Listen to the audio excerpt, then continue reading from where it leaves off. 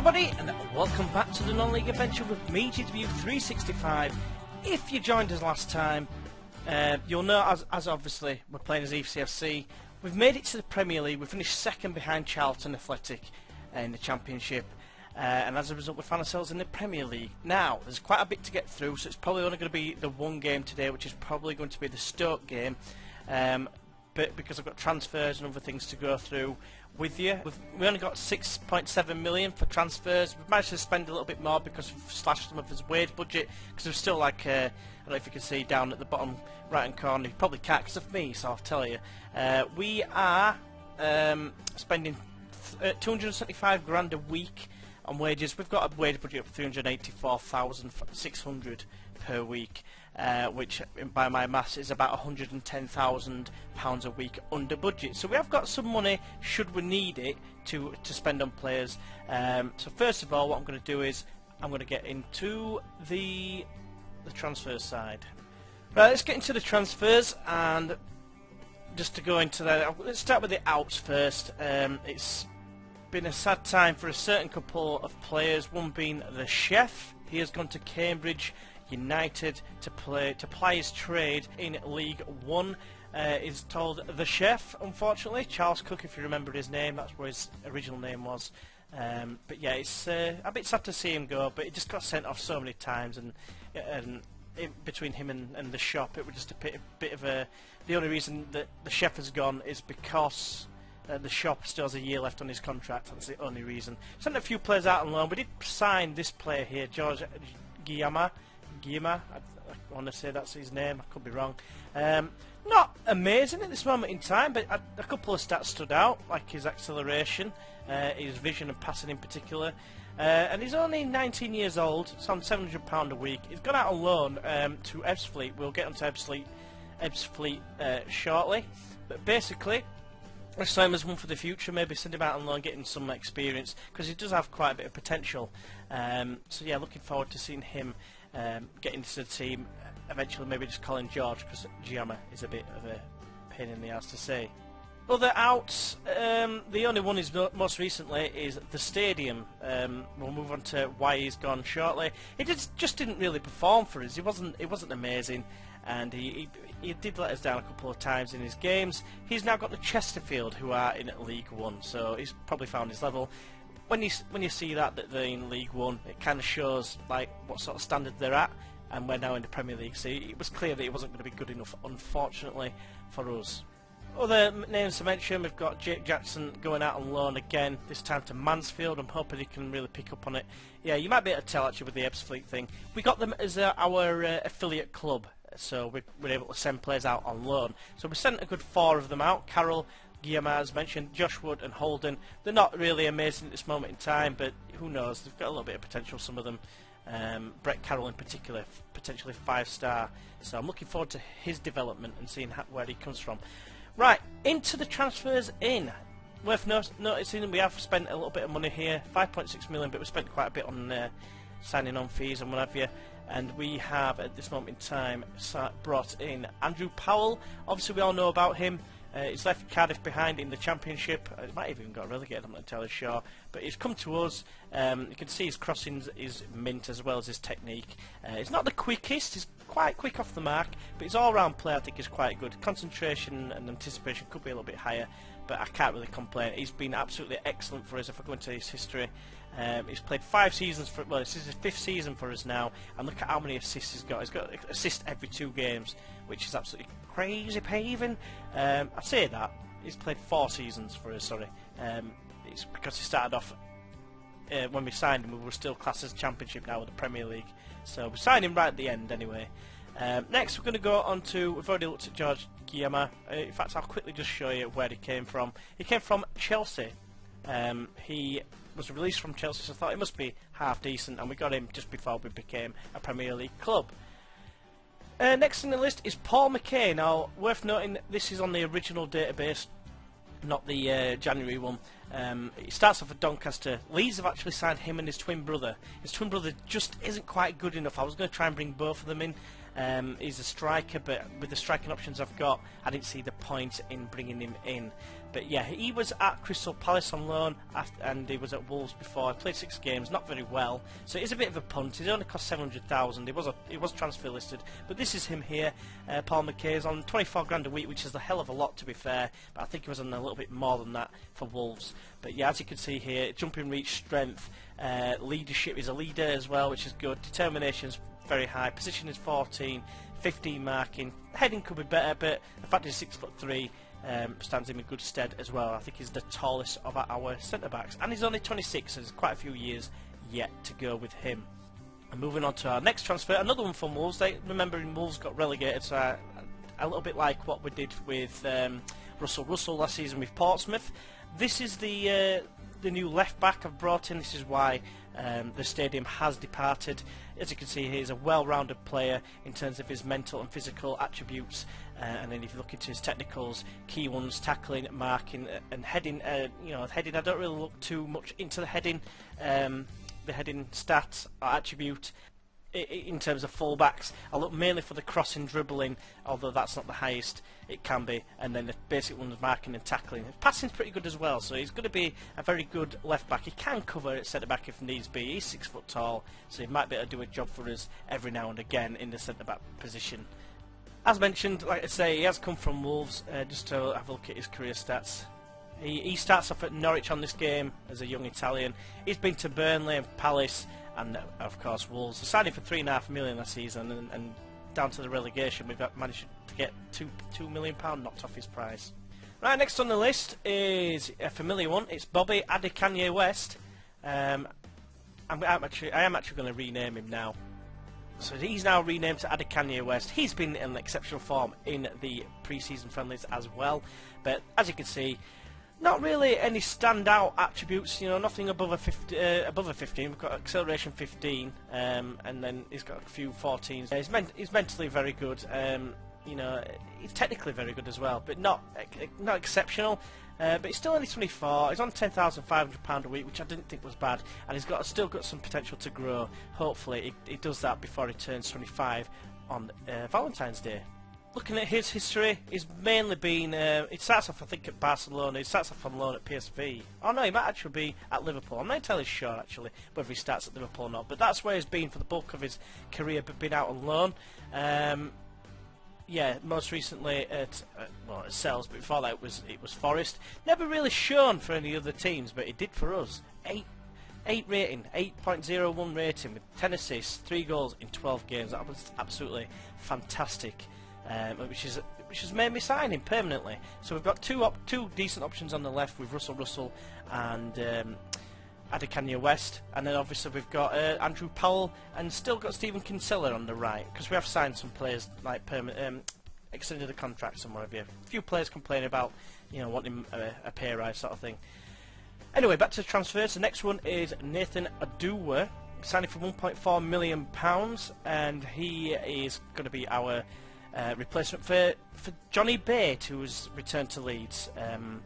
I just thought, I'm not sure whether we're going to be able to make the step up, and plus it's Leeds, I'm going to help him out. It's a team I support, so as far as I'm concerned, if it can help them get promoted, I'll be a happy chappy as well. But we'll have to wait and see. But this guy is a complete forward. Well, he's actually a target man, but he's a complete forward. The one thing that lets him down for me is off the ball. He's 11 off the ball, sort of lets him down, but things I liked: his determination, his flair, his strength and pace. He's just a powerful striker for me, and he's 6'3". He's a tall player, half decent at heading, decent at long shots as well, and he's been scoring quite a few goals in pre-season, so I'm very happy to have him amongst our ranks. Basically, if you have a look at his history, he's been here, there and everywhere, mainly on loan in this spell here, before Sheff Wednesday picked him up for £2.1 million. They then sold him to Swansea City.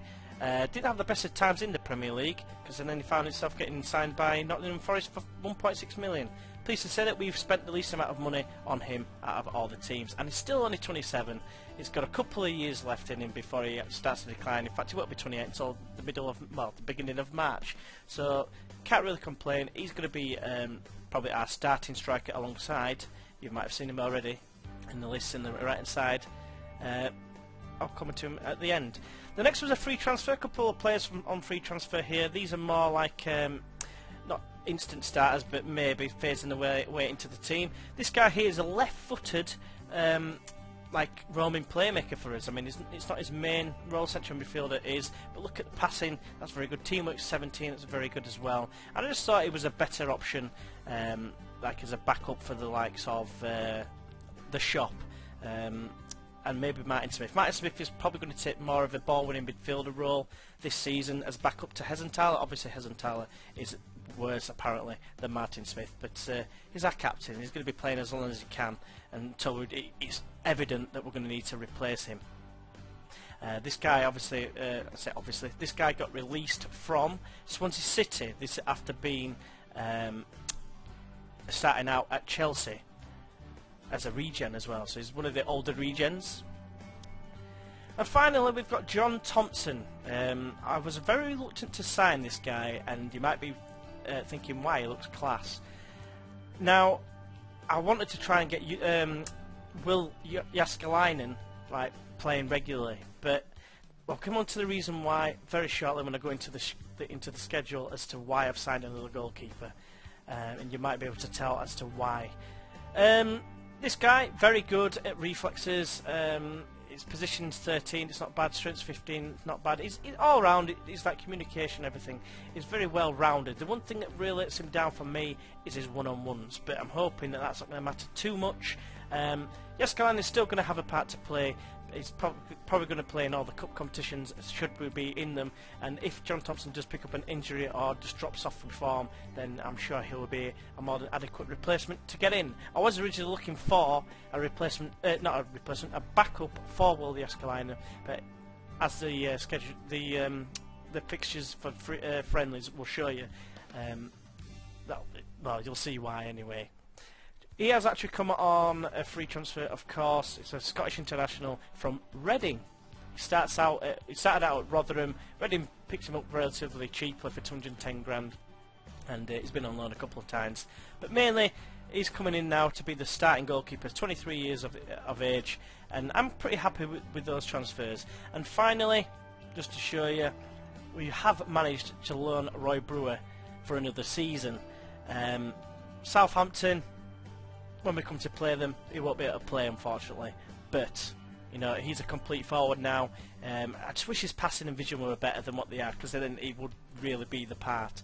And he's still obviously got some room for improvement. It's going to be a 4-star player, by all accounts, in this division. Still only valued at 1 million, but I'm pretty sure that I'd have to pay a hell of a lot of money for him, and it's obviously money we don't have. Now, had we got like the 32 million that I expected transfer budget, then I probably would have gone out and shelled out for him. Because, ironically enough, he's now one of the lowest earners in the team. Right, so that's the transfers. I'm now going to go into the schedule so you can have a look at our fixtures. Can you see the reason why I might have gone for a goalkeeper? If you said the Celtic game, you'd be absolutely correct. I mean, we struggled to a 2-1 win against our reserves, which, you know, I'll just quickly go back on what I was saying.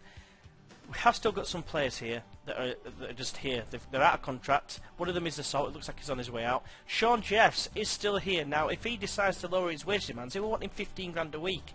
I'm not paying 15 grand a week for a player he can't even pass. You know, if he wants to take a pay cut, I'm saying like 8 grand or something like that, then I'll sign him on. But as it stands at the minute, no, I'm not. Jack Senior is another one out of contract. He's still at the club. There's another one somewhere as well. Geraldo's still here. Technically could play his another game. Obviously he's a 1.5-star player, so he's obviously not going to get much of a chance. A couple of youngsters, like, well, I say a couple. Larry Mohammed, he's one of the youngsters.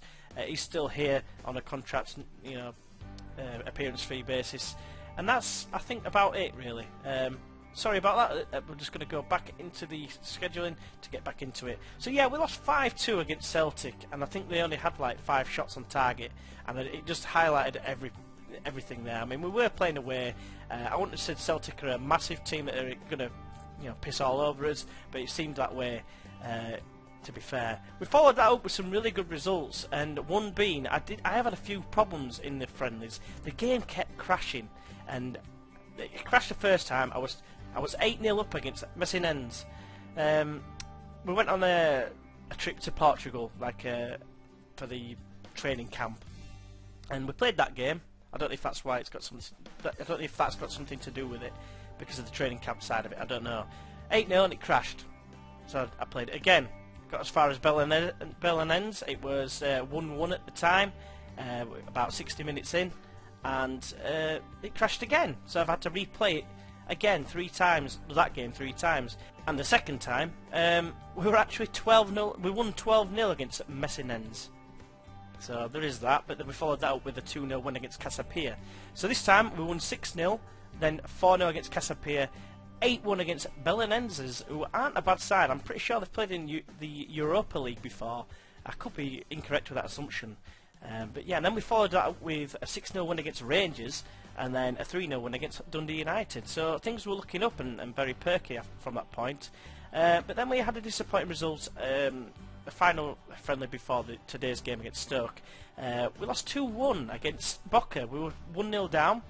2-0 down, and we'd had 2 chances up until half time. Right, give them a bollocking, because I'm saying, 2 shots is nowhere near enough. They'd had about 10, and we finished up. They had 1 chance in the second half, and we had about 13. As a result, we got 1 goal back, but it wasn't enough. But it was that Brendan Rodgers analogy, or whatever you want to call it, which is the show tremendous character to come back into the game.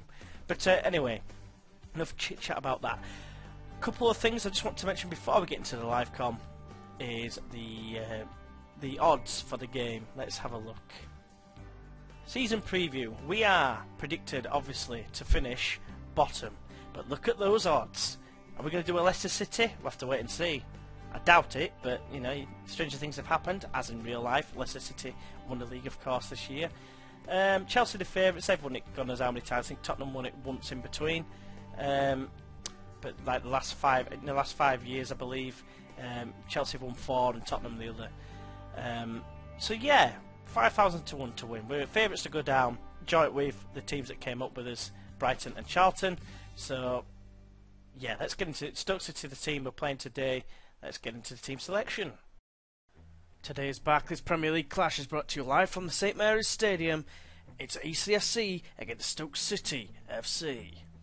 Right, Eastleigh's first foray into the Premier League here.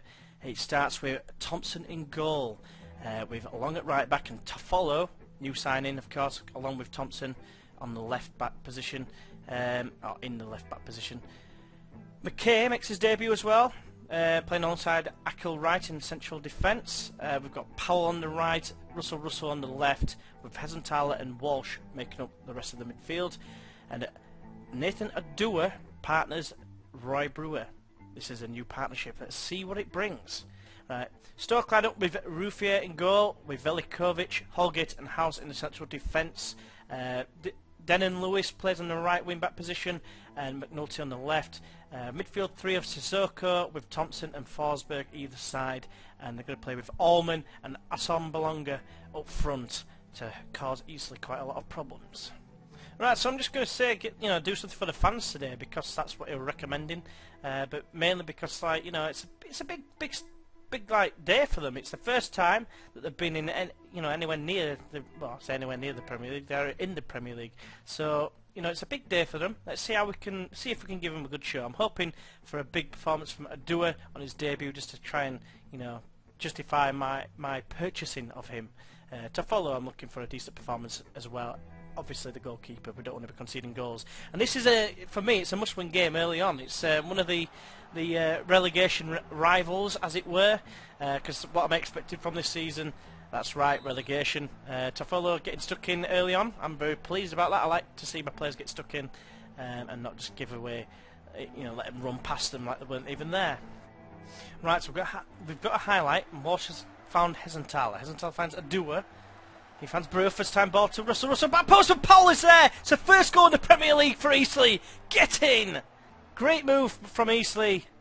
Great ball in. Russell to Powell was a regular feature last season, or vice versa.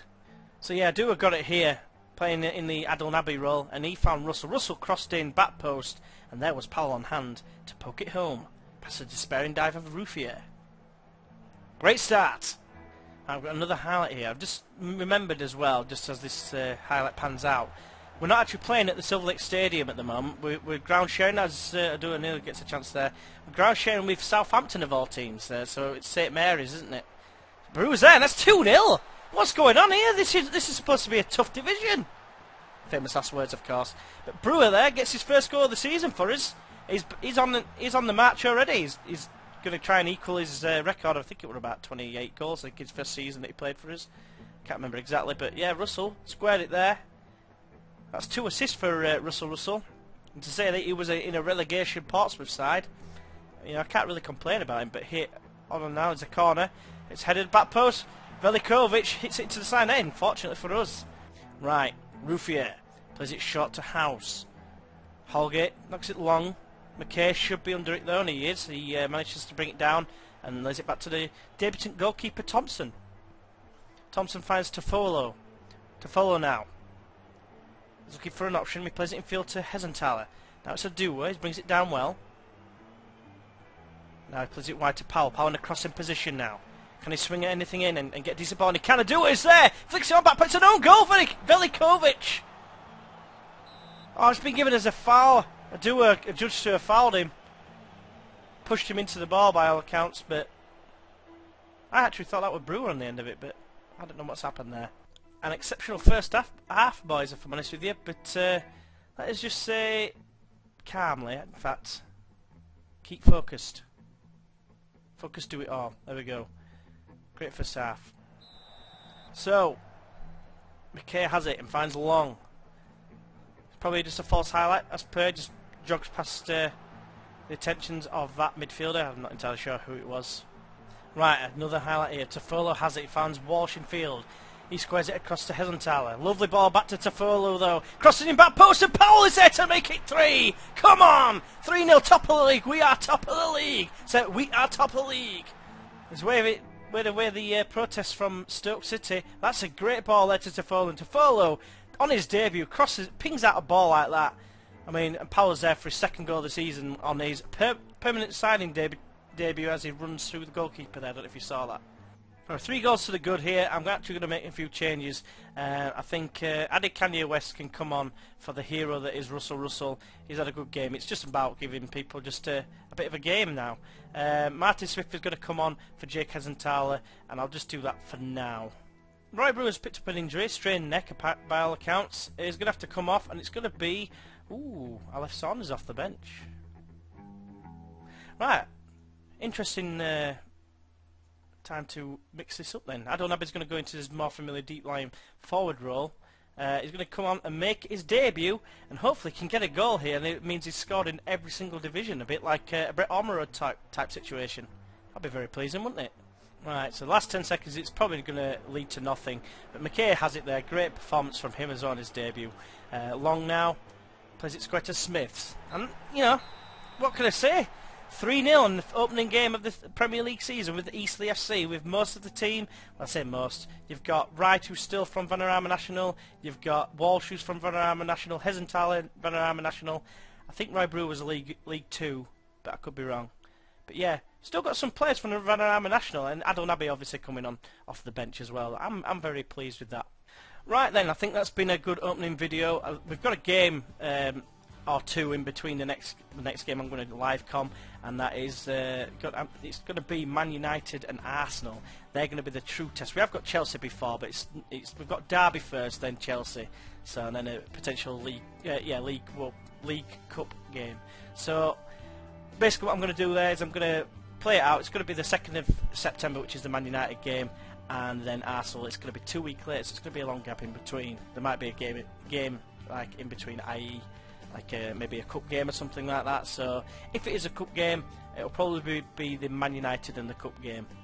Otherwise it's going to be Man United and Arsenal. Hopefully you have enjoyed this video. If you have, why not press that like button. If you'd like to see more, feel free to subscribe, and hopefully join us, like I say, for the Man United and possibly the Arsenal game. Until then, I'll see you then. Bye bye.